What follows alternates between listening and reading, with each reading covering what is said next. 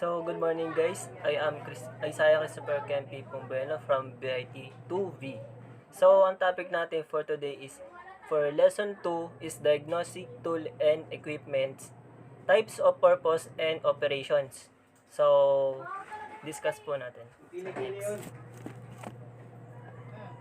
Compression, cylinder, leakage, and vacuum tester. Number 1, compression tester is used when there is suspicion of low compression. So, explain po natin yung sa compression test. So, may mga tayong ginagamit. So, yung tools na compression gauge to measure the compression or in each cylinder ng makina. So, number 2, remove any spark plug wires ignition coils connected directly to the spark plug. So, in this operation and this na i-remove muna natin yung mga ignition coils, then wires and electrical sa makakasagabal po sa paggagawa natin ng testing. So, next. Disable and injector, remove the fuel pump, fuse, and or relay. So, tatanggalin natin yung electrical components muna dun sa bago natin isagawa yung purpose ng pagko-compression test. So, number 4, remove all spark plug. So, re-remove natin yung spark plug by using our tool na spark plug wrench. Then, number 5, connect the compression tester to the spark plug hole to be tested. So, natanggalan natin yung spark plug. So, kakabit natin yung hose or yung connector nun sa spark plug hole. Hold the throttle down and crank the engine over so that the compression tester needed jumps at least 5 times. So, in this case, na pagte-testing natin, kailangan natin na i-crank 5 times yung para makita natin yung result, magkaroon ng compression. Then, masukat natin yung PSI na na-indicate sa gauge natin. So, next.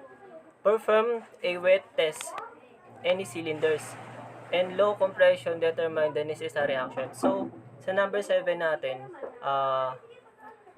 gagawin natin yung isasagawa natin yung ng wet test to paglalagay ng langis sa spark plug hole para mas mas makita natin yung high or good condition or bad condition ng compression testing natin.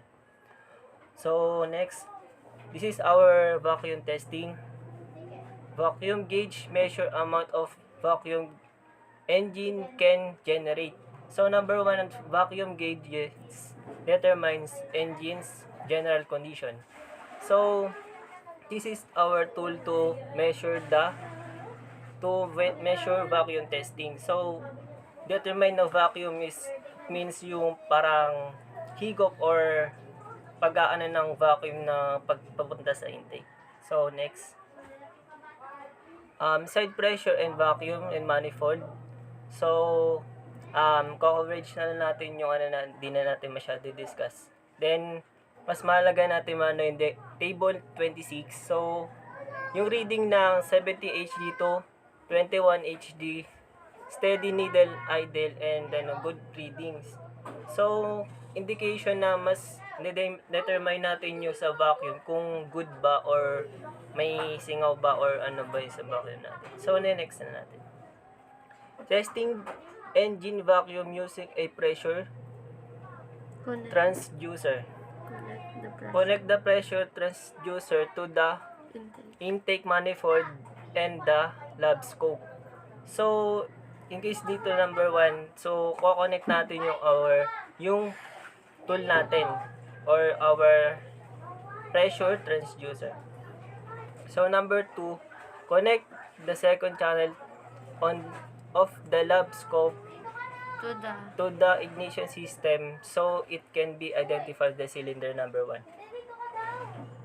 So, in this purpose, ko-connect na natin yung lab scope or sa ignition system. Identify natin yung sa cylinder number 1.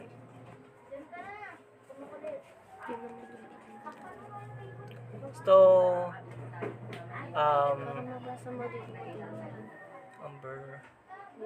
So, start the engine and left idle.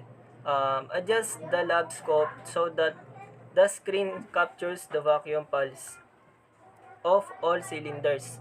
So, number 3 natin, kailangan natin i-start yung engine para mas makita natin yung kung ano indicates nun doon sa tester natin. So, number 4, snap accelerate the engine by opening and closing the throttle. So, we start na natin yung engine. So, i-crank na natin yung idle to to open and closing. So, kailangan natin i-apak or bitawan yung throttle para makita natin yung ng RPM sa indicate ng natin. So, number 5, hold the throttle steady at the 1,200 to 515 RPM. So, i-hold natin yung throttle, apakan natin yung throttle hanggang ma-reach natin yung 1,200 to 1,500 RPM. So, makikita natin yung good readings or bad readings sa tool natin. Cylinder leakage test overview. So, explain na lang natin yung sa purpose nito. Cylinder leakage test is performing the cylinder as low compression and determines severity of compression, leak or leak location. So, indicate dito yung percentage o masusukat yung pag-determine natin doon sa pagko-compression test natin. So, up to 20% of acceptable. So, in this case, nakikita natin yung value of sira nung natin sa pag-leak test. Over. Performing the cylinder leakage test.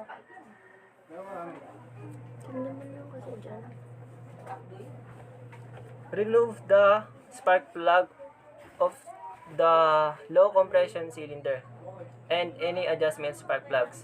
So, in this case, number 1, remove natin yung spark plug para ayan na natin yung compression test or leakage test natin. Position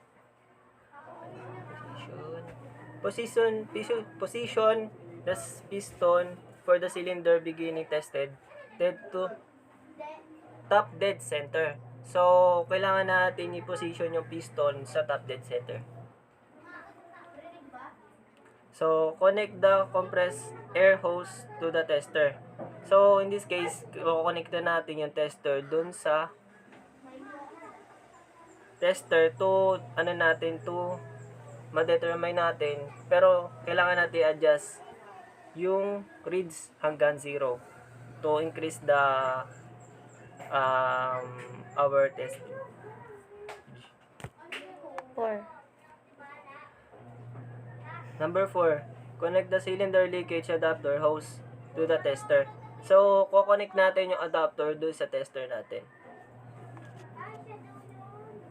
Then, additional to list down natin yung pagre-reading natin doon sa pagte-testing natin. So, number 5, listen of leakage from the oil filter hole on throttle body of exhaust pipe to the bolts or in the radiator. So, check natin kung may mga possible indicates ba sa natin, sa mga pyesa natin. So, pag nakaroon ng bubbles sa radiator, then sa throttle body natin kung may leakage ba dun.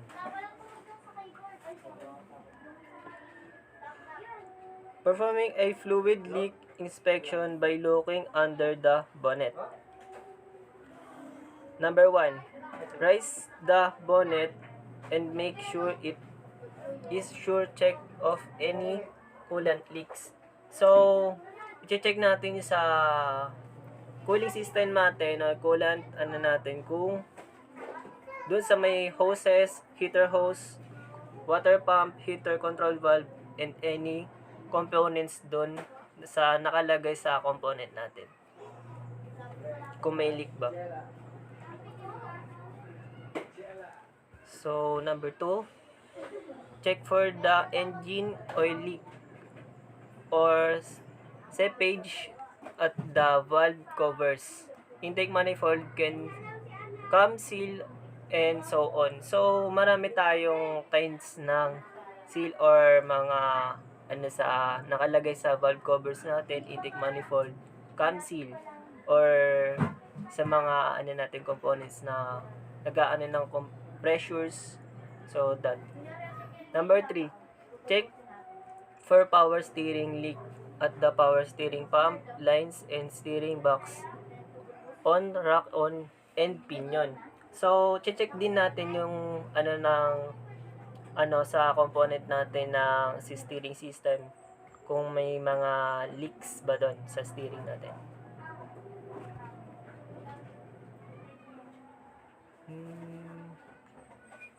So, number 4, check the master cylinder brake lines.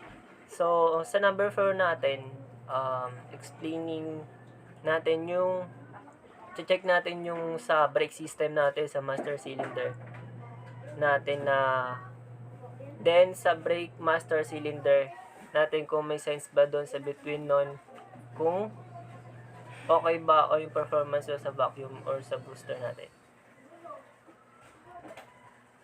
So, performing a fluid leak inspection by looking under the vehicle.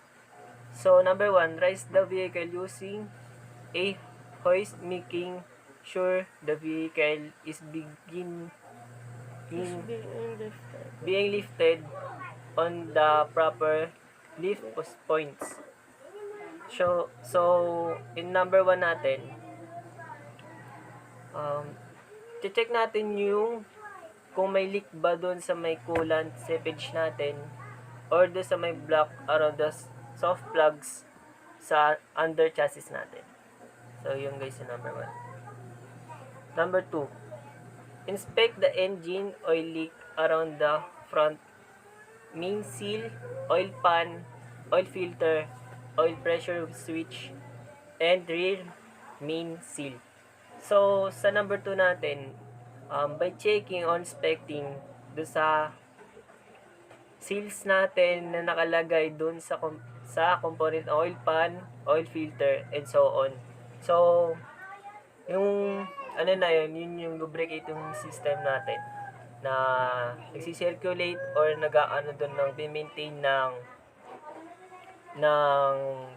pagtanggal ng friction sa makina. So, check natin yung dapat walang tagas.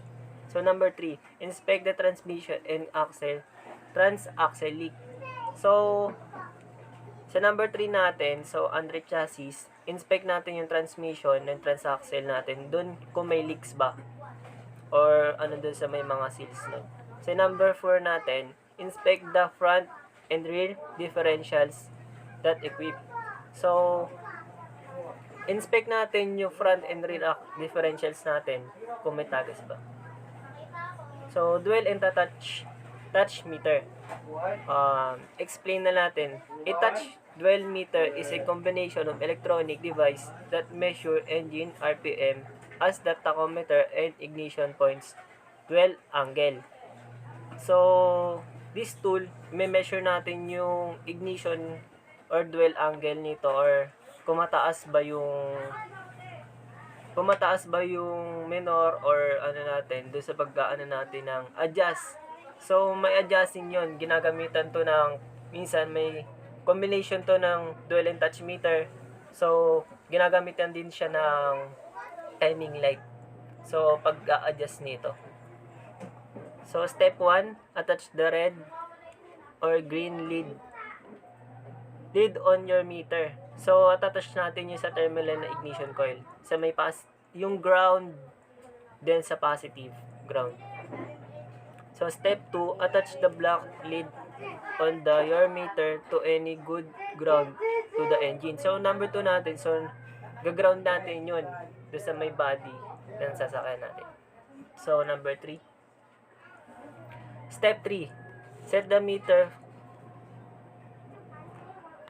meter for the number of cylinders on your engine. As there, switch the engine settings on it and set the meter for touch or dwell. So, set natin yung numbers no sa cylinder na 1, 2, 4 kung ilan cylinders yung nasa makina natin.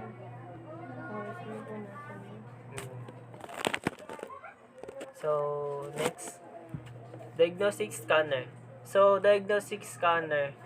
Scan tool communicates to the vehicle computers through data links connector or DLC. So, diagnostic scanner natin. So, maraming purpose na ginagamit sa sinasaksak natin ng ODB sa may ECU or computer box, computer components ng ating sasakyan. Scan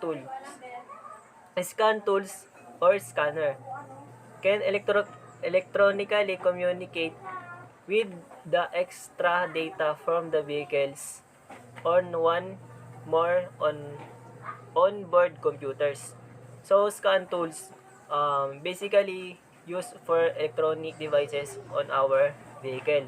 So, in our new technology, so mas naano natin yung pag-i-scan or pag-maintenance ng sasakyan natin sa pamamagitan ng mga scan tools.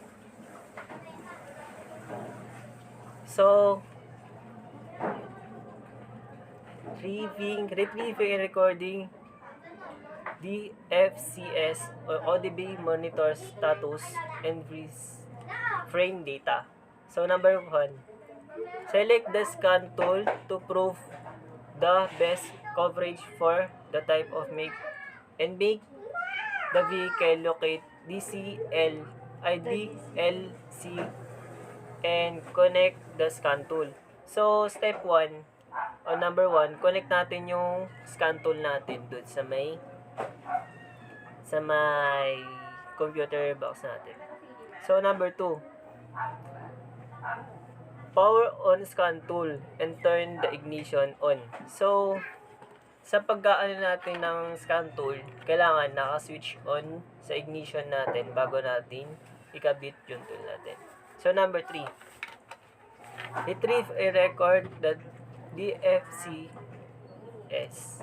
So, i-record natin yung naano natin na data sa pag-aano natin ng scanning by using this tool, scanning. Number 4, retrieve and record ODB monitor status. So, iyan na natin, record natin ODB monitor status na na-indicates dun sa may computer natin or dun sa scan tool natin. Retrieve and record frame data applicable to DFCS and monitors. So, retrieve and record natin yung freeze data or aano natin sa note natin yung na natin na data doon sa pagte-testing natin. Number 6, power off the scan tool, turning ignition off and disconnect the scan tool. So, pag di-disconnect ng scan tool natin, ito turn off natin yung or ignition off natin yung tulad yung sasakyan na muna bago natin tanggalin yung scan tool. So, this is our lesson for today, lesson 2, and thank you guys for listening of my record.